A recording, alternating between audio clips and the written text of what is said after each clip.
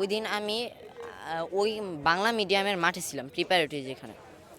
আমাদের ছুটি হয়ে গেছে একটা সময়, কিন্তু ইংলিশ মিডিয়াম যারা, বাংলা মিডিয়াম 3-4 যারা, কিছু জনের ক্লাস চলছিল আর কোচিং ছিল।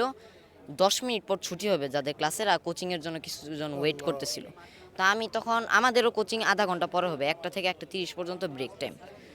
তো যখন 1টা 15 বাজে, তখন ক্লাসরুমে আর কেউ নাই, যারা যার যার মতো ঘোরাফেরা করছে, আর যারা হোস্টেলে যাওয়ার তারা হোস্টেলে চলে গেছে। যখন 1টা 18 মিনিট, তখন আমি দেখি ওই সাইড থেকে একটা বিমান আসতেছে। দেখেই বুঝতে পারছি ওটা আর্মিদের প্রশিক্ষণ বিমান, দেখে বোঝা যাচ্ছিল।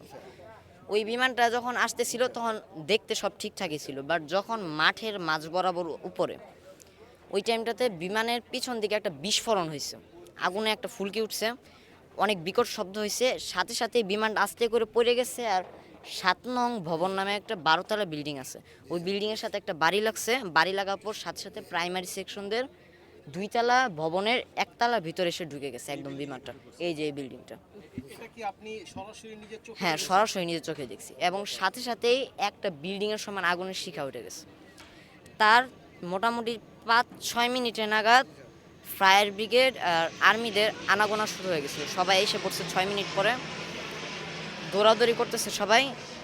তার 8 মিনিটের সময়ই দেখি একের পর এক লাশ বের হইতেছে, এক একজনের চামড়া কস্টেপের মতো নিচে পড়ে পড়ে আছে, এক একজনের কাপড় জামা ফাইটে গেছে শরীর। আবার একজনকে দেখলাম শরীর অর্ধেক, ওকে আর্মিরা নিজের শার্টগুলো খুলে পেঁচাচ্ছিল যেন ওই বীভৎস দৃশ্য দেখা না যায়। খুবই এরকম দেখার পরে আমি দেখছি সব জায়গায় একের পর এক লাশ বের করতেছে, ছোট থেকে শুরু করে মোটামুটি আমি যা দেখলাম 20 থেকে 30 জন আমি নিজেই দেখছি। অনেকেরই দেখলাম মরে গেছে, মরে একদম নিয়ে যাচ্ছে, একজনের চেহারা দেখে বোঝা যাচ্ছে না। আবার দেখলাম গেটের সামনে একজনের একটা বলের মতো হয়ে গেছে, মানুষটা একদম কালো পুড়ে গেছে, ওটা বোঝা যাচ্ছে না একজন না দুইজন, অনেক ফোলা ছিল। হয় একটা স্বাস্থ্যবান মানুষ হবে, আর নাহলে দুইজন মিলে, চেহারাও শনাক্ত করা যাচ্ছে না। আমি মাঠ থেকে সব দেখছি, তারপর এদিকে আসছি, পরে আর্মিরা আমাকে বলছে যে এখান থেকে চলে যাও, এই জায়গা এখন সেফ না। পরে আমি এদিক থেকে আসার সময় দেখি একের পর এক লাশ দৌড়ায় আনতেছে, ভ্যান গাড়িতে করে যে যেমনে পারে আনতেছে। 5-এর বাচ্চা, 2-3-এর বাচ্চা পর্যন্ত দেখছি, এক একজন আসতেছে। তারপর আমার ফ্যামিলি থেকে একজন আসছে, বলছে চলে যেতে, পরে আমার নিয়ে চলে গেছে। আমি দেখলাম সবাই ভিডিও করতেছে, সাহায্য সাহায্য ছিল, আর্মিরা ছিল, কিন্তু সবাই ভিডিও করতে দেখছি আমি। অনেক মানুষ সাথে সাথে জড়ো হয়ে গেছে, যারা বিল্ডিং থেকে পারে বিল্ডিংয়ে দাঁড়ায় জানলা থেকে দেখতেছে, ভিডিও করতেছে। সাহায্যে কয়েকজন দেখলাম এমনি একা একা খুঁড়ে খুঁড়ে হাইটে হাইটে আসতেছে, ওকে কেউ ধরছে না, এরকমও দেখছি।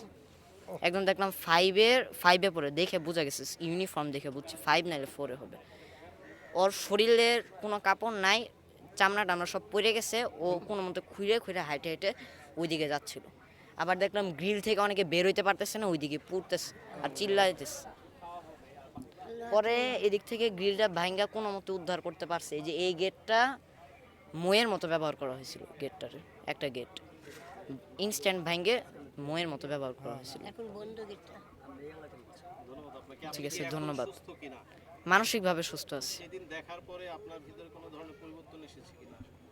মানে অনেক মানসিকভাবে একটু ভেঙে পড়ছিলাম। আমার কিছু যারা ক্লাসমেট ফ্রেন্ড আহত হয়েছে অনেক। আর আমি এইটা তো 7-এর একজন মারা গেছে শুনছি, শামীম, ওর নিউজ এখন পর্যন্ত হয়ে গেছে। ও মারা গেছে ওই দিনেরই রাতে মারা গেছে। আর আপনার জানাশোনার মধ্যে কেউ আহত হয়েছে, আহত হয়েছে শুনছি, নিহত হয়েছে? নিহতটা এখন এক্সাক্ট শুনিনি, নিখোঁজ আছে আপনার কোনো বন্ধু বা পরিচিত? এরকমও শুনিনি এখনো। এই সংখ্যাটা একদিক দিয়ে বিবেচনা করলে ভুলই, কারণ 3 ছিল, 4 ছিল, 7 ছিল, 8ও ছিল। প্রত্যেকটা সেকশনে মোটামুটি 35 জন, মানে 25 জন করে থাকে, 25+ প্রত্যেক সেকশনে। তো ওখানে মোটামুটি 5-6টা সেকশন ছিল, এখন হিসাব করলে তো এখানেই তো 100 থেকে 150। আবার কিছু জন বাঁচা গেছে, এখানে 100+ হয়েছে, শিওর 100+, দেখে বোঝা গেছে। হ্যাঁ, আহতর সংখ্যাও 150-র মতো হবে, কিন্তু মৃত্যু 100 জন হয়েছে, মোটামুটি 70-80+ হবে। আমি নিজের চোখে মোটামুটি 20 থেকে 30 জনে দেখছি মরা। আমি তো পরে চলে গেছিলাম, তারপর তো আরও অনেক উদ্ধার হয়েছে, একের পর এক অ্যাম্বুলেন্স আসছে, ফায়ার ব্রিগেডের 9টা ইউনিট কাজ করছে।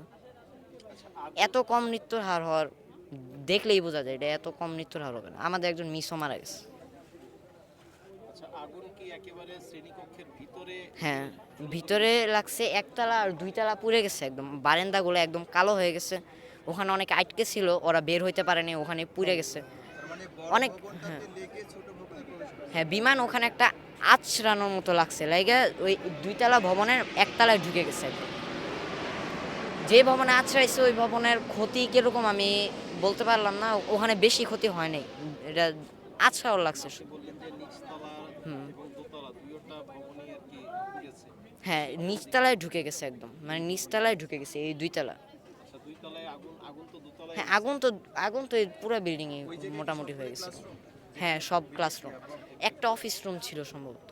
আচ্ছা, এই যে দোতলায় যে আগুন লাগলো, মানে নিচতলায় আগুন লেগেছে, দোতলায় আগুন লেগেছে। বিমানটা মূলত নিচতলায় গেছে বিমানটা, আচ্ছা, একদম এই গর্ত হয়ে আগুনের গেছে। শিখে কি দুই তলার স্টুডেন্টও পুড়ে গেছে? হ্যাঁ, দেখছি আমি দুইতলা পর্যন্ত। এটা মোটামুটি একটা 6 তলা বিল্ডিং পর্যন্ত আগুনটা উঠছিল, 5 তলা, না না 4 তলা পর্যন্ত উঠছিল আগুনটা, 4-5 তলা পর্যন্ত, দেখে যা বুঝছি। যাই হোক, এখন কি আপনি মানসিকভাবে সুস্থ? হ্যাঁ, এখন মানসিকভাবে সুস্থ আছে। আচ্ছা, আপনার বাসা